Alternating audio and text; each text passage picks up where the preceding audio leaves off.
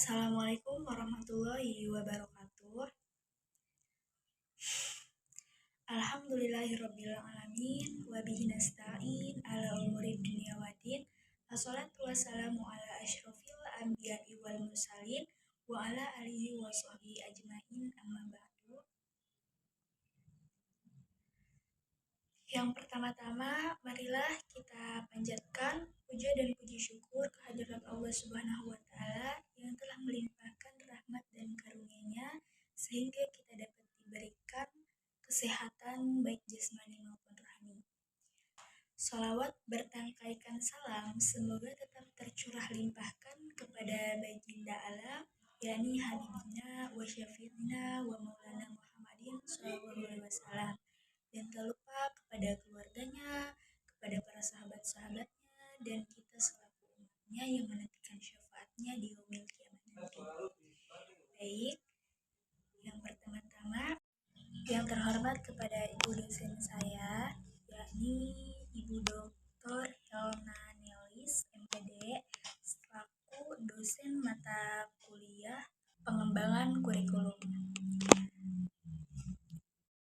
Baik, sebelumnya perkenalkan nama saya Intan Fitria dengan NIM 2312100021.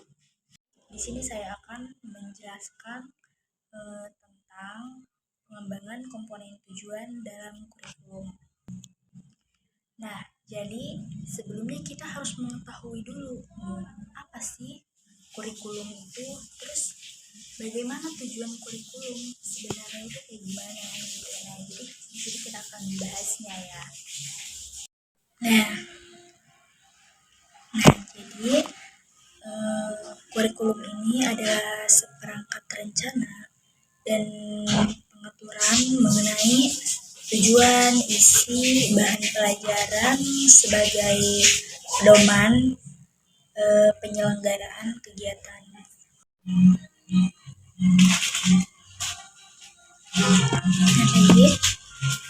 Jadi kurikulum ini adalah seperangkat rencana dan pengaturan mengenai tujuan, isi, dan bahan pelajaran sebagai pedoman penyelenggaraan kegiatan pembelajaran. Nah, untuk mencapai tujuan pendidikan tertentu.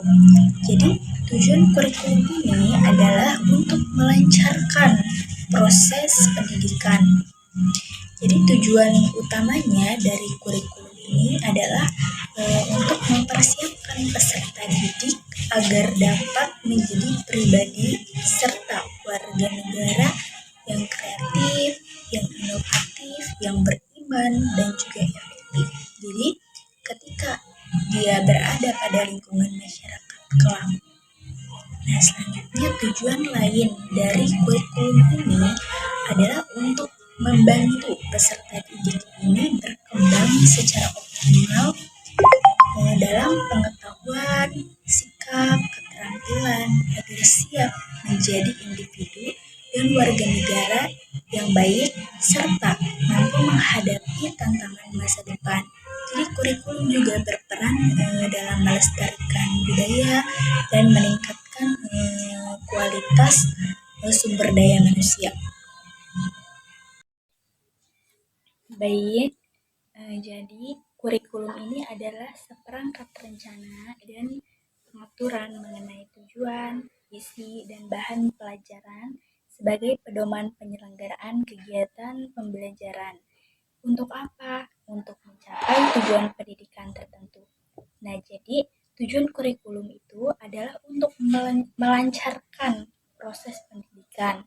Jadi tujuan utama dari kurikulum ini adalah untuk mempersiapkan peserta didik agar dapat menjadi pribadi serta menjadi warga negara yang kreatif, yang inovatif, yang beriman, dan juga afektif ketika dia berada pada lingkungan masyarakat kelak. Nah, jadi tujuan lain dari kurikulum ini untuk membantu peserta didik berkembang secara optimal dalam pengetahuan, sikap, keterampilan, agar mereka siap menjadi individu dan warga negara yang baik, serta mereka mampu menghadapi tantangan di masa depan.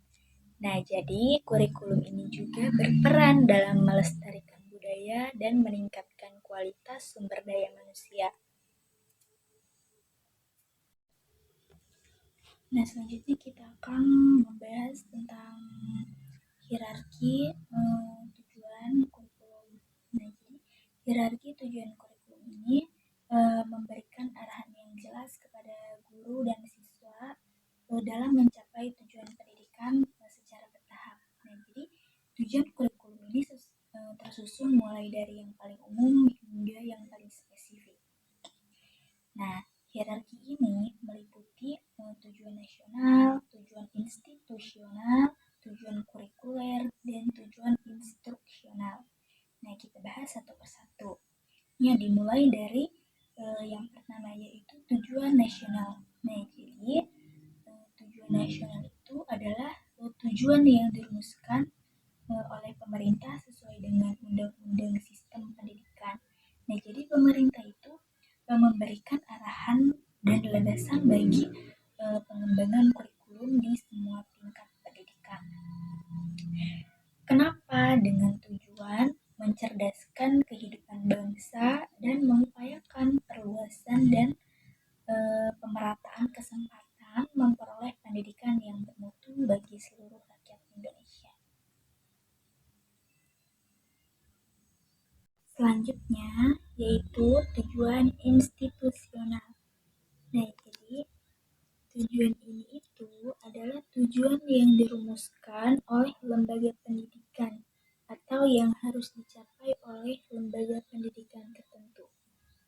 Dengan tujuan yang disesuaikan dengan jenis dan tingkat sekolah tersebut.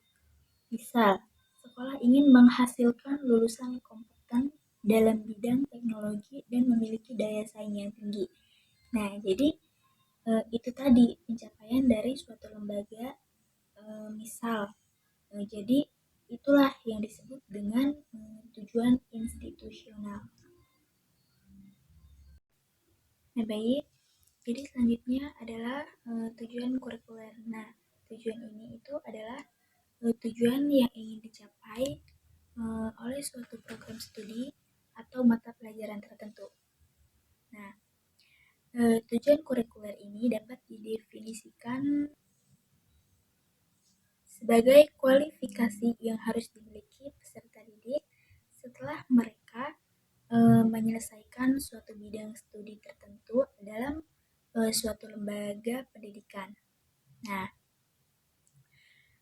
jadi tujuan kurikuler pada dasarnya merupakan tujuan antara untuk mencapai tujuan lembaga pendidikan atau tujuan institusional. Oleh karena itu, setiap tujuan ini harus dapat mendukung dan diarahkan untuk mencapai tujuan institusional. Tujuan kurikuler ini merupakan tujuan dari setiap mata pelajaran atau bidang studi berdasarkan bidang keilmuan. Pencapaian tujuan kurikuler ditunjukkan dengan siswa yang menguasai disiplin mata pelajaran yang dipelajari. Baik, selanjutnya kita akan membahas tentang tujuan instruksional. Nah, jadi tujuan instruksional itu adalah tujuan yang harus dicapai oleh seorang siswa setelah mempelajari pembahasan mata pelajaran tertentu. Atau misalkan para siswa itu telah mempelajari pelajaran yang telah dibahas tadi di dalam kelas. Misal, para siswa itu telah mempelajari mata pelajaran yang mempelajari bab tentang toharoh. Maka para siswa itu harus mampu dan memahami, bahkan mereka harus mampu menjelaskan ulang terkait tata cara berwudu. Kenapa? Karena kan tata cara berwudu juga sudah masuk dalam bab toharoh gitu. seperti itu. Baik, selanjutnya kita akan membahas taksonomi tujuan. Oke, kita akan bahas lebih sederhananya aja. Jadi misal tujuan taksonomi ini kan pembelajaran itu seperti tangga yang menunjukkan tingkat pemahaman siswa. Nah, jadi tangga ini itu membantu guru untuk merencanakan pembelajaran. Jadi, guru itu jadi tahu materi apa yang harus diajarkan duluan kepada siswanya. Jadi, sesuai dengan tingkat kesulitannya. Terus, guru juga mampu menentukan target belajar. Jadi, guru bisa menetapkan apa yang siswa harus kuasai setelah belajar. Misalnya, dari hal menghafal menjadi menganalisis gitu. Nah, selanjutnya hal ini dapat mengukur pemahaman siswa. Jadi, guru bisa membuat soal atau tugas yang sesuai dengan tingkat pemahaman yang diharapkan. Nah, jadi intinya adalah taksonomi pembelajaran ini membantu seorang guru untuk membuat proses belajar jadi lebih terstruktur gitu dan efektif. Jadi ibaratnya kalau kita mau naik gunung, kita harus tahu jalur yang paling mudah sampai itu yang mana. Jadi jalur yang akan kita tempuh itu sulit atau tidak gitu. Nah, jadi taksonomi ini seperti peta jalur itu gitu. Baik, selanjutnya kita akan membahas indikator pencapaian tujuan. Nah, jadi indikator pencapaian tujuan itu menjadi tolak ukur tercapainya suatu kompetensi dasar dan menjadi acuan penilaian pada pelajaran tertentu. Nah, seperti tanda atau bukti bahwa kamu sebagai siswa sudah mengerti dan bisa melakukan apa yang diajarkan oleh guru. Contohnya, misal tujuan pembelajarannya itu apa? Jadi misal tujuan pembelajarannya itu siswa harus mampu memahami dan mempraktikkan tata cara berwudu, misal. Maka, indikator pendidikannya, siswa harus sudah mampu memahami dan mengerti pelajaran-pelajaran yang sudah dipelajari di dalam kelas, dan siswa juga harus mampu menjelaskan ulang materi-materi terkait tata cara berwudu, dan siswa juga harus mampu mempraktikkan tata cara berwudu. Dan siswa juga harus mampu menjawab soal-soal yang diberikan oleh guru terkait soal-soal yang mengenai hal-hal tentang tata cara berwudu. Nah, jika siswa tadi sudah mampu mencapai indikator-indikator tadi, maka berarti siswa tadi sudah mencapai tujuan-tujuan tadi. Jadi siswa sudah mampu mencapai tujuan pembelajaran tersebut. Jadi intinya indikator dalam pendidikan itu tanda bahwa kamu sudah belajar dengan baik dan mengerti apa yang diajarkan oleh guru kamu. Jadi, guru ini menggunakan indikator-indikator ini untuk melihat apakah siswanya ini sudah mampu dan sudah siap untuk mengikuti pelajaran selanjutnya. Itulah yang dimaksud dengan indikator pencapaian tujuan.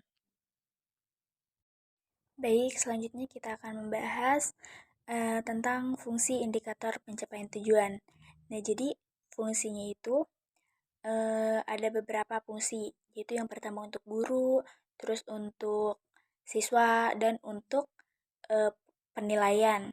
Nah, yang pertama fungsi untuk guru. Jadi fungsinya itu membantu seorang guru itu untuk merencanakan pelajaran dan cara mengajar yang tepat itu bagaimana gitu.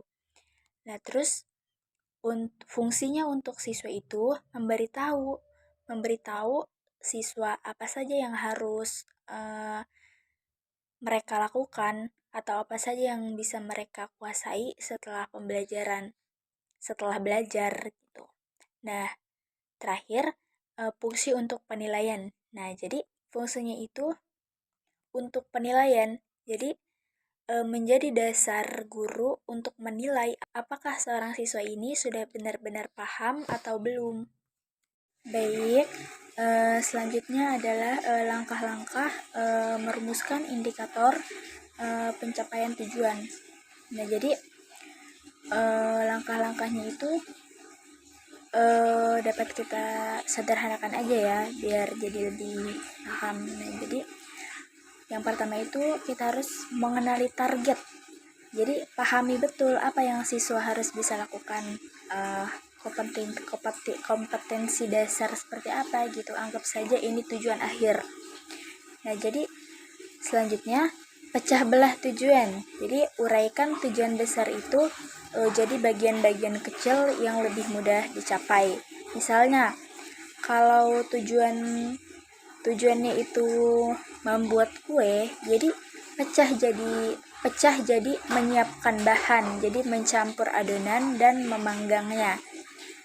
Selanjutnya buat daftar tanda-tanda. Jadi susun daftar atau tanda-tanda yang menunjukkan bahwa siswa sudah berhasil mencapai setiap bagian kecil itu. Misalnya, bahan sudah ditimbang dengan benar, adonan tercampur rata, kue matang sempurna. Tanda-tanda ini bisa disebut dengan namanya indikator gitu.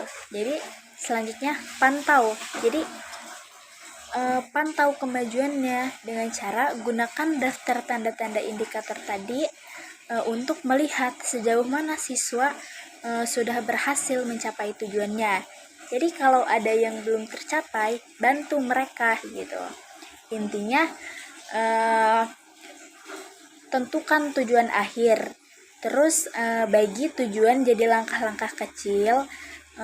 Terus buat tanda-tanda keberhasilan di setiap langkahnya. Terus gunakan tanda-tanda ini untuk memantau dari kemajuan. Terakhir, saya akan membahas mengenai cara merumuskan tujuan. Nah, oke, kita gunakan cara yang paling sederhana ya. Jadi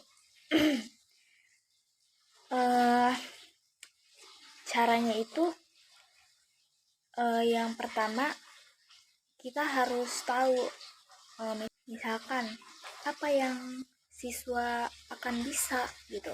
Contoh menjelaskan perbedaan. Terus bagaimana mereka melakukannya?